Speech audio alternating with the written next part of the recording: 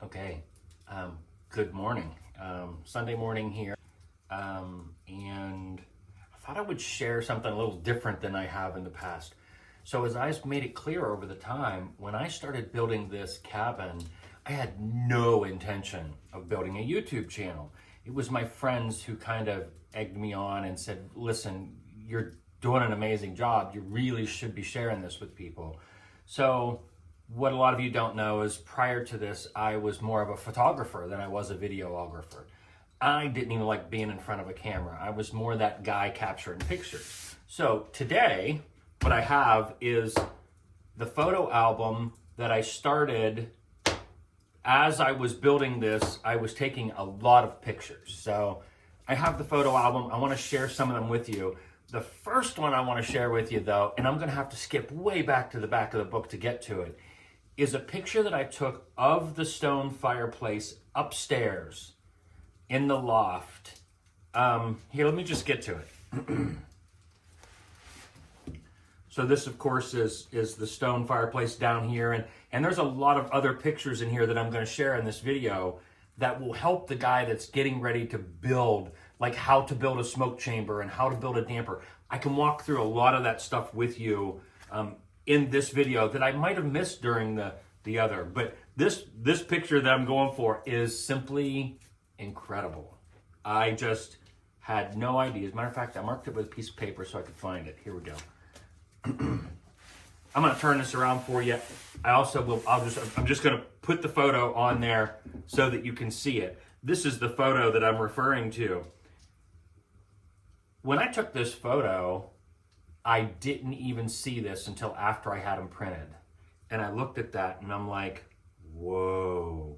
So you can see on this side of the chimney and then on this side of the chimney, it appears to be two shadows evaluating my work.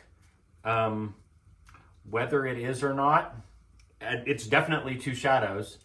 And I'll be honest, it's two shadows being dropped by the masonry. I'm not trying to say I have ghosts in my house. I'm just saying, when I saw this picture, I thought, how cool is that? Because it reminded me of two masons of the day. It reminded me of a bigger guy and a little guy. And, you know, they both have hats on. They both have suit jackets on. You can see their legs. You can see the suit jackets coming down. And it looks like they are inspecting my work.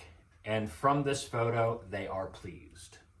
And I've shared in the past, I'm a chimney guy. I've built lots of chimneys out of brick. This is my first stone work. I've never done any stone work in my life. So for me to build a fireplace like this, of this quality, of this stature, of this beauty, I honestly feel like I had help.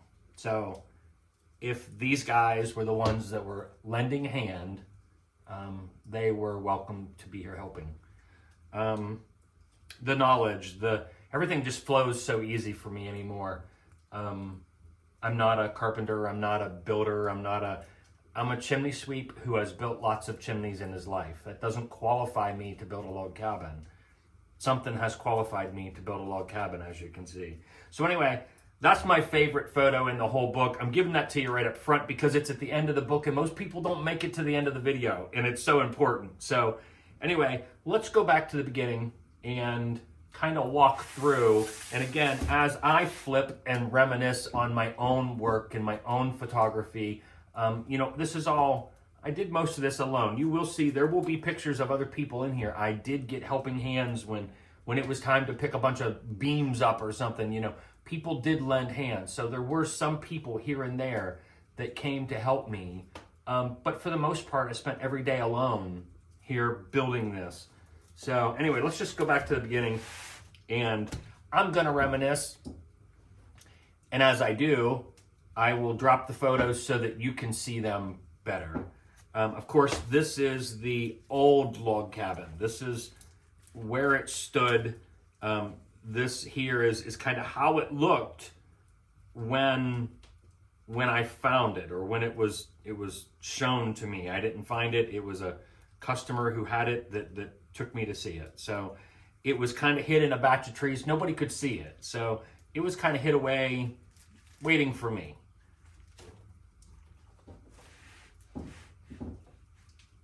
And the back side of it was in really bad shape. There are some videos of this on my YouTube channel, so I'm not going to hit on it too much.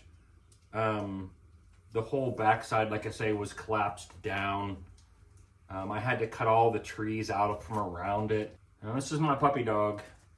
Bentley was there for the whole project. He's gone now, but he was here through most of the build, and he was old, but he loved to just like Lavender, he just loved to be right there with me. So I tried to take him everywhere I went, unless it was too dangerous for him to be on the ground. And a lot of times he just sat in the truck. So that's my Bentley, and like I say, he's gone to the dog park in the sky. So what I did was I left one big tree along the side of the house, and I bought a winch for my truck, and I would go up on the top of the cabin and I would hook up a log, and then I would winch that log until it fell off the cabin, and then I would slowly just lower it down the side of the cabin. I didn't have any equipment to tear this thing down. I used that tree in my truck and a block of tackle to bring every log to the ground until we got down where I could manage them from the ground. And this is my old home here. I'll go through that real quick. I tore down half of my house, my garage, we just tore it down, and I did have quite a crew here for the demolition. It took us 2 days to remove and get that all in a dumpster and get it out of here. Friends of mine that helped me dig the hole. I just rented equipment. We just took turns, digging and moving, and then the block basement, I laid all the block myself, poured the footer. Again, where I sit, I'm up on a hill, and the bedrock area where I am is right about at foundation level. So I went down as far as I could until I hit solid bedrock, and then that's where the footer was poured. So it ain't going anywhere. Laid it all up. This is my home where I lived. I actually lived behind the plastic in the back side of the house while I was building. Made it real convenient, just out and go to work. And I put another door in the basement so that I could just go to the basement, come out the basement, and I was right in the, where I was laying block at. And I laid every one of the blocks myself. I took this picture because this is my favorite toy from when I was a child, which was a shovel. And this is the same shovel from when I was a child. We grew up poor and we didn't have a lot of toys to play with. So I think this shovel came from a neighbor boy, borrowed the shovel from his father, and we used it to dam up creeks. We used it to make fishing holes. We used it to dig up night crawlers, and you can see the entire end of that shovel is worn off. But that was my toy as a child. So it was pretty easy to go from, playing in the creeks to converting to building something like this, because it was just kind of my childhood. It was more work than play, but I thought it was play. So anyway, I still have that shovel. The top of the handle's busted off. The nose of it is wore down about that far, and you'll see people that do a lot of digging. I can't even think of the name for them. Archaeologists. A lot of times their shovels are all worn down. Well, mine was worn down as well. So this is my niece and her daughter. They came up when it was time to put the floor on the foundation, and they helped me, cut the boards, and it was nice having them. Plus I was able to help teach them. You know what I mean? Like, when you do something like this, anytime someone else is involved, you are teaching them, whether it's how to run a saw, whether it's just work ethics, you're teaching them. So, and you can see my pup looking through the crack, and he sort of, this hole was massive along the outside, And he didn't care, he just walked that plank. So this is the floor as that was the floor after it was complete. And you'll notice there's a huge cutout for the fireplace foundation to be poured in there. And then also you can notice that the floor does not go all the way to the outside. So I framed all that in and poured all of those blocks solid all the way around.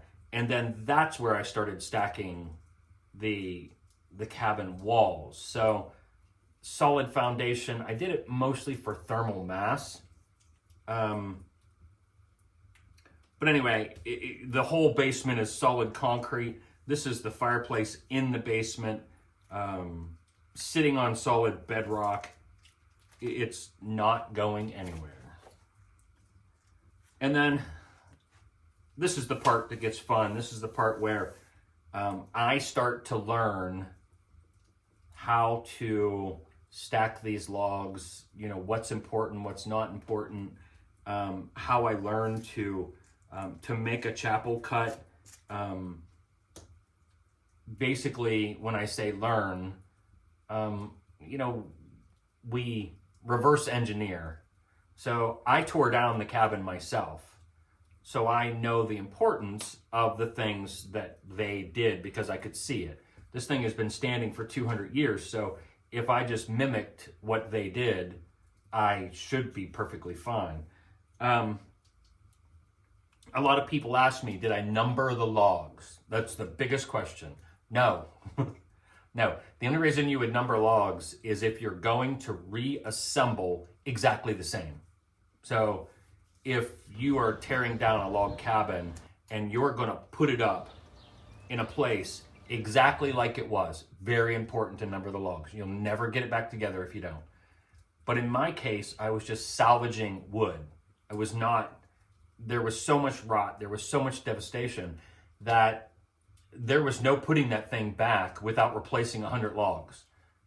So there was no way for me, there was no need to number because all I was going to do was to salvage the wood I had to build something that was beautiful. Now, when determining what this thing was going to look like as far as, you'll notice the fireplace goes all the way through but is not outside. It's on the inside of the cabin. There's two reasons for that. One, and I do have a picture of that. I can just drop it. I already know what it looks like. The biggest reason for putting my fireplace all the way through the wall was because I was limited on long logs. I only had one good wall in that cabin that had really long logs, and I needed them for the top of the cabin. So I couldn't use long logs on this entire wall and then cover it up with a fireplace on the inside. So I had to come up with something to make it unique, but also mostly to save me logs. Second, very important second, because this fireplace goes all the way through, I don't have to worry about the back of that firebox getting hot. Most of these log cabins, if they burnt down because heat went through the back of the fireplace and caught the logs on fire someplace they couldn't get to it. So by putting my fireplace all the way through, I then secured the fact that it's not going to catch on fire back there. And I have actually seen log cabins with the fireplace on the inside, completely on the inside. But that little area behind the firebox is bricked up or stoned up. And you can see this like a stone square on the outside of the cabin. And that's why. It's to stop the heat from radiating through and catching the logs on fire right behind the fireplace. Because I have the fire back there, but that is the hottest place. The hottest place is where the air travels across your embers and smacks that back wall. That will get hot through there, and you just don't want the cabin to catch on fire. So I needed the security of knowing that I'm safe, and that's how I got it. So again, just me learning how to my nieces again, a couple of my nephews, helping to hoist the heavy logs. It only took us like a week to stack these logs by hand, and we did it by hand. There was no equipment. Some of these logs, especially on that wall, which is this one here, some of these logs were probably 5, 6, 7, 800 pounds, and it took 3 or 4 of us to hoist them over our heads and get them stacked. Again, just pictures of the logs as they're being stacked. I dated this one. This picture I dated because these logs, this cabin was built in 1818, and this log dates back to 1710. But I did find logs in here that date back to like the 1600s. So, you know, I think I found one that was 1650, and that touches my soul. You know, that does, you know, to think that these trees were growing prior to like the United States of America, or, you know, this is all old growth chestnut before wormy chestnut. This is very early chestnut. So I just, those old logs just really, they speak to my soul. So I dated that picture just so I can have a record of it. I got George Washington's birthday on there. I have the Revolutionary War. I have Paul Revere's rock. I mean, just so much history can be found in the dates on that log. You know, and this was the pile again. And I don't own a lot of property, but this is home to me. Just stacking all these logs up, and this is what I was talking about with the, you know, I just didn't have the logs to fill that spot, so that's why it looks the way it does. And then, once I got to this point, it was time to start thinking about the roof and getting all the logs. So I cut down a tree that was every single one of my roof joists on the inside are from one tree. And that tree was massive. On a neighbor's property, 120 years old, I think it was. Again, even the oak trees today grow so much faster than anything did in old growth. Old growth forests were so tight that the wood was so much harder. And so this tree was probably 120 years old, but on its last year or two. I mean, it was already dead. It was dropping leaves. If it didn't come down, it was going to be wasted, and it would have been just firewood. So I got lucky to get it, and to get it in time to still build something out of it. So there's the pictures of it. I mean, just a massive trunk of tree. I think it measured 36 inches across. Logs were, I think I figured 10 to 12,000 pounds a piece, the logs were that I brought in. And they were just on the neighbor's property. I didn't even have to leave. There's a road in front of the house, but not, it's a dead end street and nobody else lives on it but me.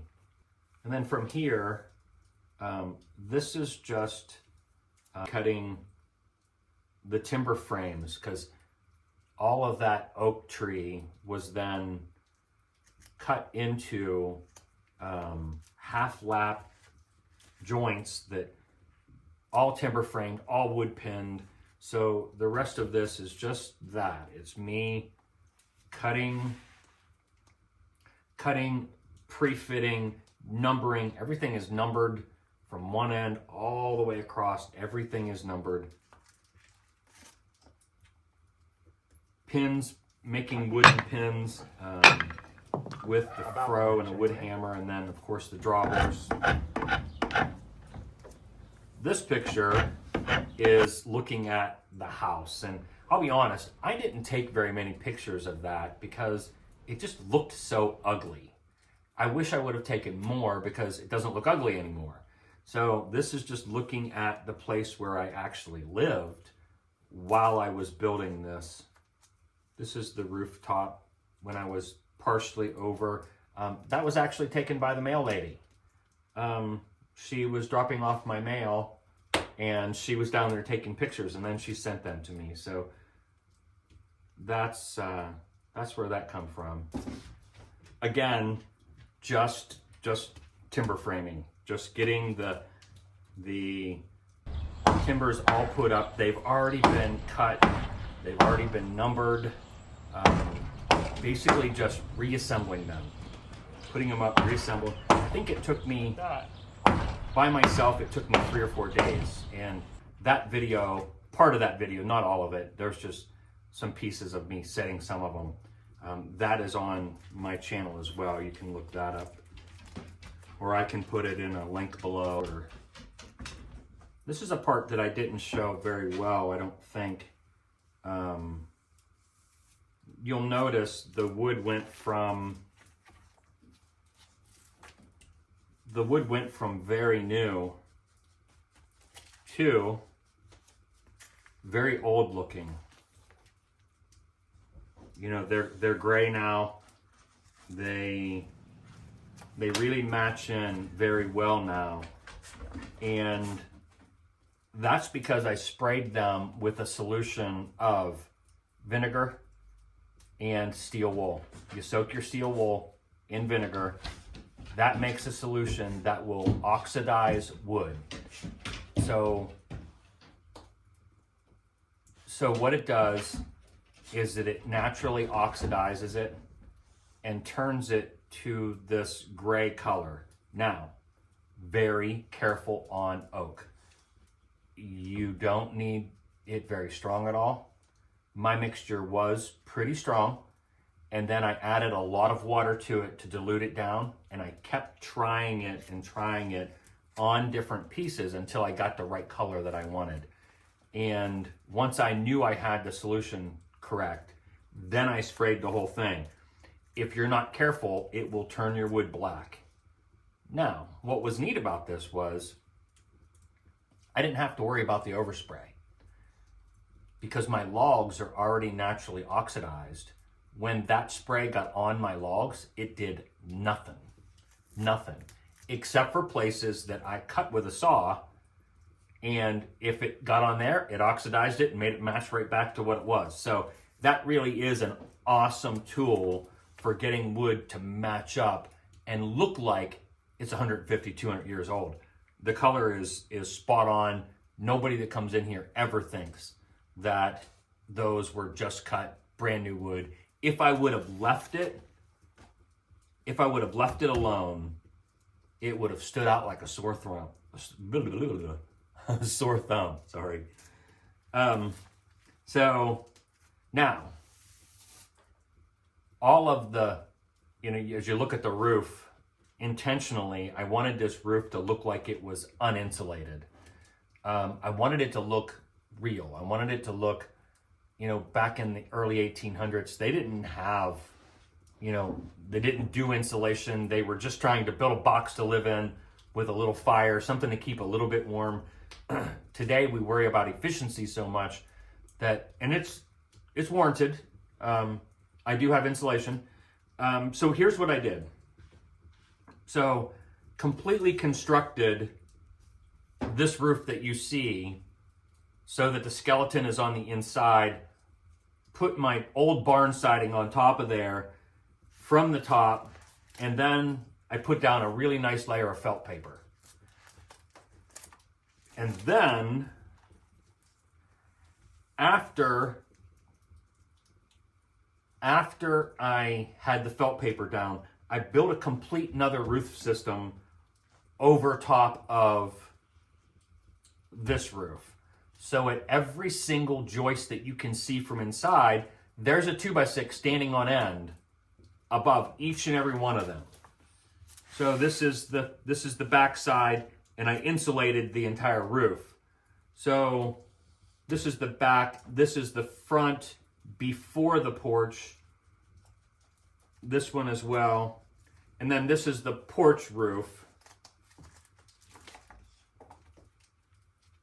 So everything got this 2x6 layer built over top of this and screwed together, bolted down, whatever it takes to keep it all there, so that I could insulate that and then also have an air place above it so that when this roof gets hot in the summertime, it vents off that heat. It stays really nice and cool in here. It doesn't, the temperature doesn't go up like it, I'll tell you, when it was before I got the second roof on and before I got it insulated and before I got the tin on, if the sun was shining, I could point to where it was because you could feel the sun beating down on the roof. So there were some people that on my videos didn't realize that I had insulated it and told me I really should have insulated it. And that was intentional. I honestly want people to walk in here and look up and think that it's just like it was back in the 1800s. So, but it does have another roof completely built over top of it, all insulated, all vented, and it does its job. That was just a picture of when I was putting the roof on, it was hitting 140 degrees from the time that I walked from the shade where the metal was until the time I walked the metal around and got it screwed down. It had reached 140 degrees. So I literally had minutes to get a piece of sheeting down, but I was fighting the clock to get this thing built. So to this point, and I'll put the exact date, from the time I dug my foundation until the time that the sheet metal went on the roof was I think February, March I started digging in 2020, and I put the sheet metal on this thing probably in August 2020. So spring to not even fall yet, and it was under roof. And then that's when I just started to slow down and try to do some of the other stuff, like boxing in the ends of the house. Again, each one of the ends are the same way. They are from the inside, they look like they're uninsulated, but that's because I went on the outside and built another wall and then insulated it from the outside, because I want people to have that feeling of it being uninsulated, but it's honestly not. It's plenty insulated. This is the inside as you can see it now. My front door,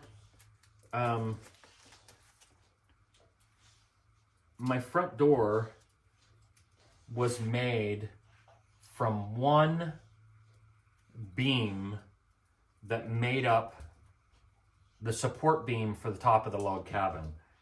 And I wanted that to be my door. This front door weighs about 300 pounds.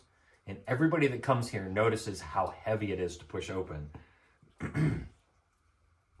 That support beam was rotted off. So I really couldn't, one end of it was rotted off. The rest of it was in really good shape. And I wanted it to do something important because it was the support for the second floor. I don't really have a second floor other than the loft.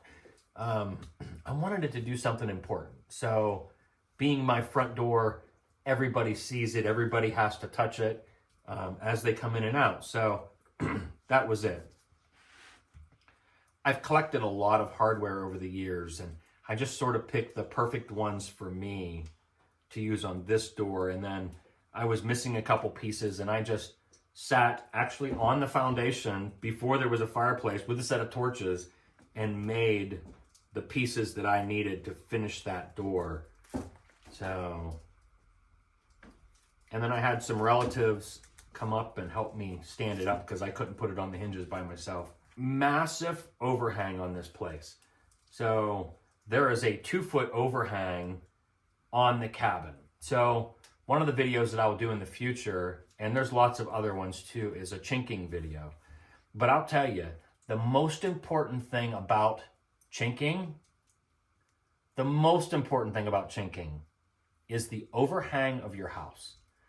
Because if the wall doesn't get wet, or rarely gets wet, there isn't a whole lot you have to worry about. So by having that massive overhang, maybe once or twice a year, the wind will be blowing hard enough that this wall will get wet for maybe 10 minutes. So because that wall doesn't get wet, I don't have to worry about the chinking as much. Now I did the best job I could do. I did the chinking just the way you're supposed to do it, with it dripping off. And if you'll notice too, the logs are not sealed. I don't really believe in all the different products that are out there that you seal the outside of these logs, because I'm a chimney guy, and if you've ever seen a chimney that's been painted, what happens is that sometimes what you do is trap the moisture in. So if water does get in between your chinking and you painted the crap out of the outside of it, what happens is you lock the water in there, and the water is more dangerous inside the log than it is to get the outside of the log wet and then it evaporate away, which is what it does in this case. So I'll put pesticides on it to help keep the bugs from drilling it. But honestly, these logs are so hard because they're old growth that most of the bugs can't drill it anyway, until it would get so wet as it would start to rot, and then they could start to drill it.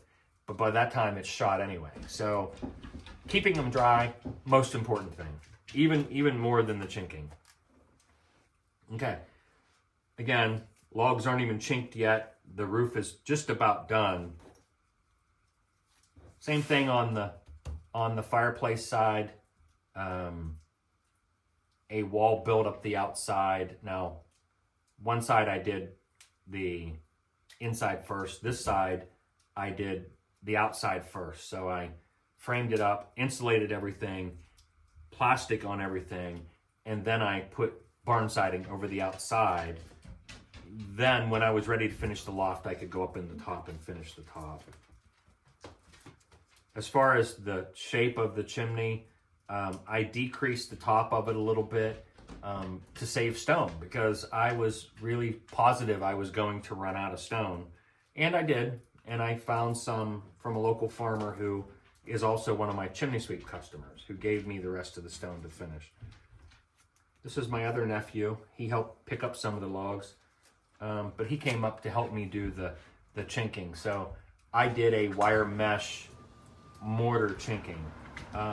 That's not the way log cabins were done in the 1800s. In the 1800s, they were, this one had, I'm gonna go back to the front real quick. This one had rocks. It had rocks stuffed in the corners. It had chunks of wood stuffed in there. They kind of just filled up the void and then filled it full of clay. The problem is that today we want everything to be permanent. We don't want maintenance. So with this system, every year someone would have to go through and touch it up again. That's why they had a big family. You know, they sent the kids out to chink the cabin every year. Not necessarily a bad thing. This cabin still had all of the original chinking in it. All the stones, all the boards, everything was still stuffed in between the logs. It still had quite a bit of clay in there, because in the, probably in the 50s, 60s, it had wood siding put over the outside when it was still being lived in. So anyway, chinking, we did the mesh and the mortar. If you know anything at all about mortar, mortar does not stick to wood.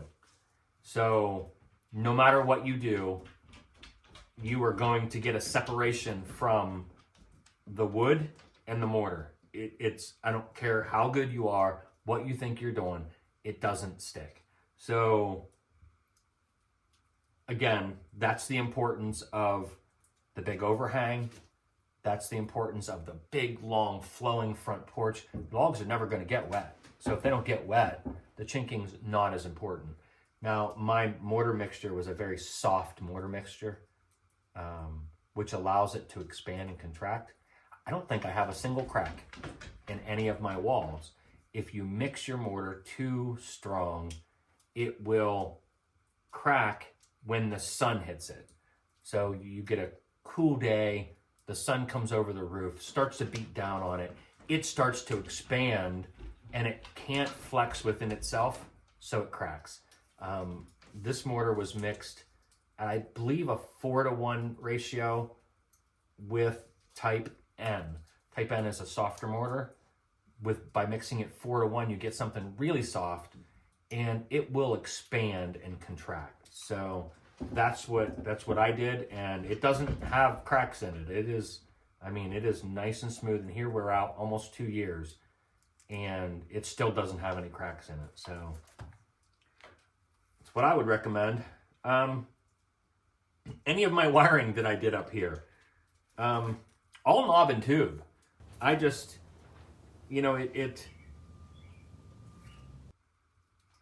I have electric here.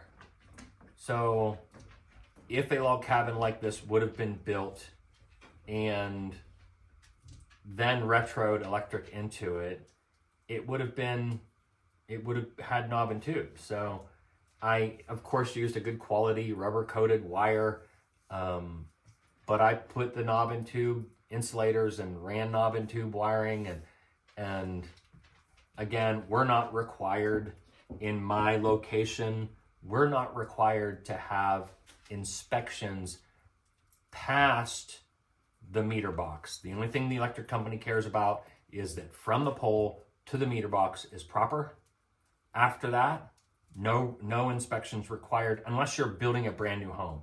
This is not building a brand new home. This is a addition to my existing home. So I wasn't required to have all of my electrical inspected. So now we're getting into my first winter. My first winter here, I had a front door. I didn't have any windows. I still had the big gaping hole for the fireplace.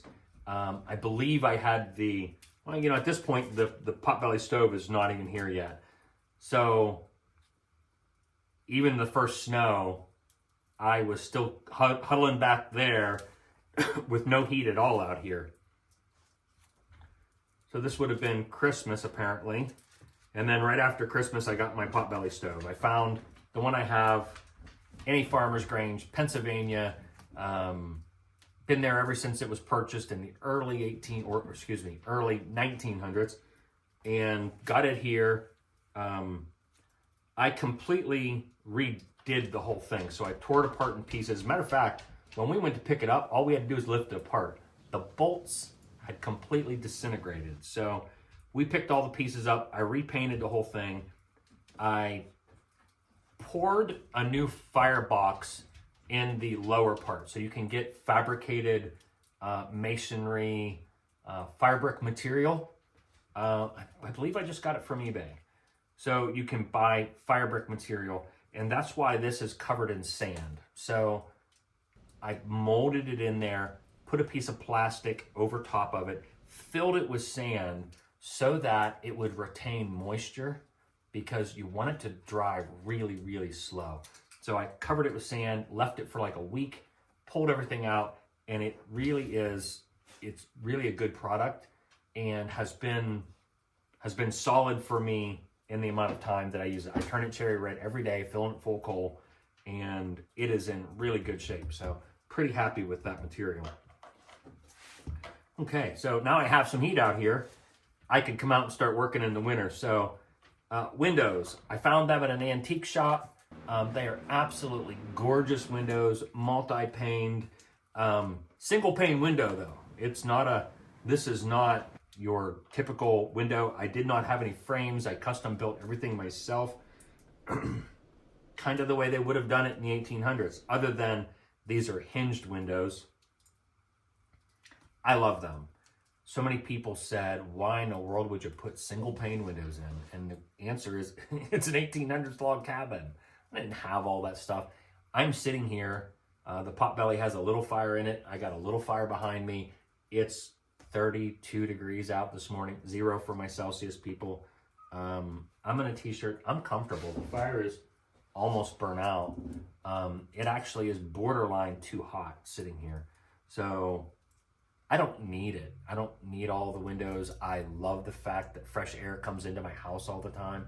We had those windows we had those winds that come through when it was 0 degrees out and the winds were blowing at 50 and 60 miles per hour and my curtain was moving. And my daughter was like, what the heck, the curtain's moving?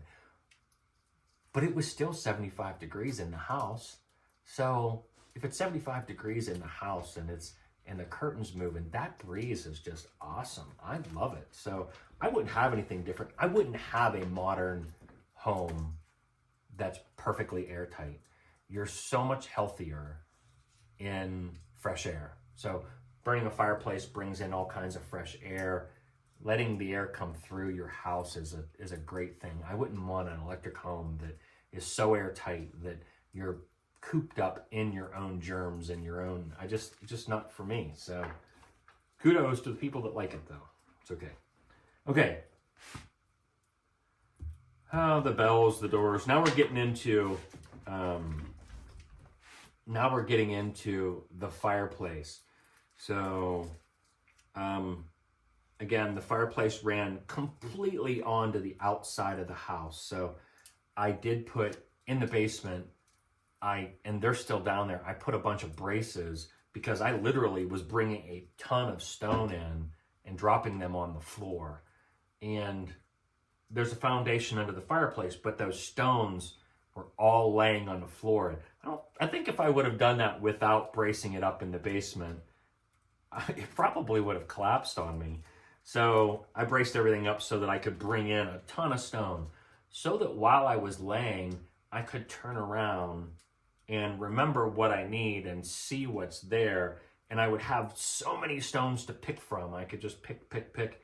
And that's how I built, that's how I picked the stones, is just by having a large variety laid out where I could see them. You know, it's better than going to a pile and trying to dig through every time. So, all right, now I'm going to try to hit the things that I might have missed while doing the video for the fireplace. I'm going to hit those more than the other. Again, fireplace on the outside went all the way through and it was flush with the logs. Stones, I carried them up the scaffold. It wasn't anything, you know, I just carried them and put them up there. I did, once I got near the top and some of the stones were so big that I did put that same winch that I tore down the cabin with, and I hooked it up so that I could use it to winch the stones up, because quite honestly, I was getting tired. It took me 2 weeks to build the bottom part of the fireplace, and it took me 3 weeks to build the top portion of it. But I had to take off a month in between because I was not feeling very good in the back. So, okay, this photo kind of shows a little bit. The damper is the main thing that I'm trying to hit. And that is, you know, just like building a fireplace today with a firebox on the inside of it. Now, my firebox is all made out of stone. I understand that fire brick and refractory mortar are better than stone, but quite honestly, if it was good enough for them 200 years ago, and it was these same stone, and that place didn't burn down, I wanted it to look like it does now. So I know what I need to do to keep myself safe, and I know what I need to do to not damage the stone, which is keeping the intense fire, you know, away from it. That's why I build my fire out in the middle. You could go over there and put your hands on those stones. They're not terribly hot. It's all going to be fine. Anyway, the firebox shape is just that. It's the firebox shape. So let me see if I have a picture. I know I have one of me standing inside of the firebox before I built the arch. So I'll drop that one so you can see it. It's just that angled cut, just like all fireboxes are, until I got near the damper, and then you taper the back wall forward to fit to where your damper is.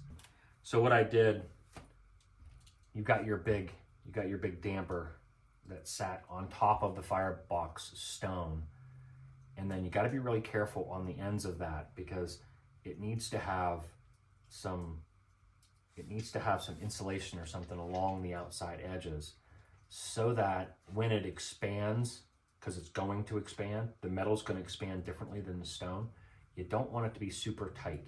You want it to be able to flex in there a little bit, but you're going to put weight on top of it. So eventually you're going to put some insulation around it. You're going to start laying your mortar and stuff on top of that damper frame, and it will become your support to branch everything together. And once you get the firebox all tapered together, then I built a wooden form to put in the smoke chamber. The top of the form was the same as the tile that I was going to use. And the bottom of that form was big enough that when the damper opened and closed, that it would be, I just noticed she's sitting here beside me. Hi, babe. Hi, babe. When that damper opens and closes, that it's not hitting the walls, and also enough room that you can get the damper out to clean the chimney in the future. Is your mama up? It's time. She's going to miss church if she don't get out of bed. She's up. Go get your mama. She's coming. Go get your mama. Go get your mama. Go get your mama.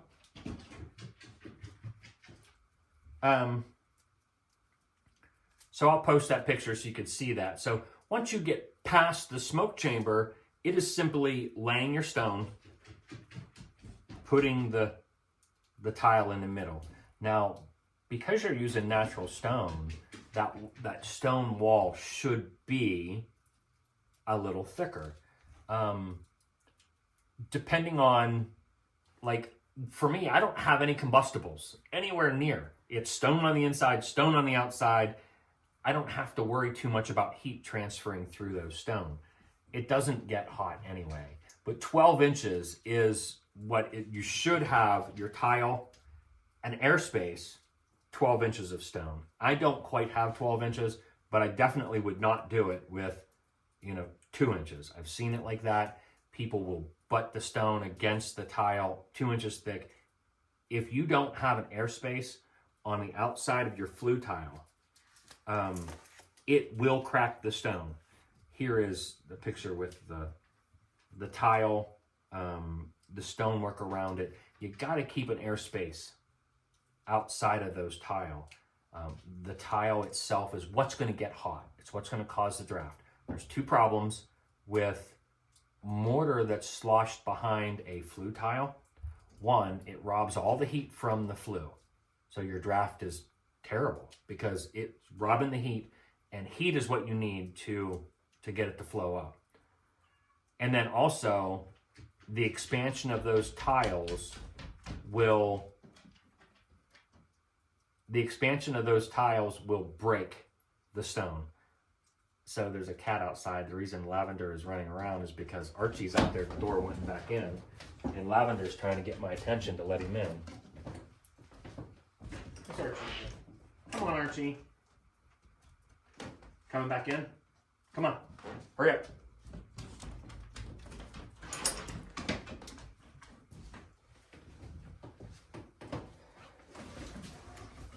All right, we're finally getting back to the place where I tapered the stone in the top. A lot of this was for looks, but a lot of it was for functionality. I mean, there's just that stone chimney being up there in that loft area. It's just Emily and I here now. We don't need all the extra room. So there's only one good reason for this thing to be outside of the house, and that's to save space. Other than that, I love seeing it on the inside. It's me that's going to see it more than anybody else. So I love the way it looks upstairs. There we're back to the picture of the guys inspecting my work, and I absolutely love that. Okay, so from here out, it's just, this is about where I started building my YouTube channel. So once I got to this place and I started to build that YouTube channel, then I stopped putting pictures in my book. So I need to get back to doing the pictures. And I will if there's anything important after this, I'll just put some snapshots for you to look at, and we'll go from there. So anyway, that's going to wrap it up for me for today. I've enjoyed sitting here sharing with you. I hope that it wasn't too terribly boring, and I hope that it had some information that someone could use for the future in order to build their own log cabin, maybe a piece that I might have missed in the past. So anyway, everybody have a good week. I'm going to finish my floor for the rest of the cabin starting tomorrow morning. My boards are 25 to 30 inches wide. I guess they call those king boards. So I'm going to finish the rest of it. I have to, they still have the bark on the outside. They're still live edge right now, but they've been stacked up for a year, and it's time to cut them down, tongue and groove them, and get those put down. So I'm going to start that tomorrow. I don't know how long it'll take me, maybe a week, to finish the hardwood floor. So we're going to do that. We're going to start that tomorrow, and that should be my next coming videos. I have lots and lots of exciting things to get to as we move into the end of the winter and as we move into the summer. But I got to get these ones done first, because I got to get the floor finished, and I got to get the chinking finished in the little places that I haven't done yet on the inside. So, life sometimes, even building the YouTube channel actually took me away from finishing the chinking. But, it's fun. I enjoy it. And I'm sharing with people that might need some little bit of information from someone who's done it. So anyway, everybody have a great week. I will catch you at some point with the king boards on the floor, because I'm going to shoot that as well. So take care.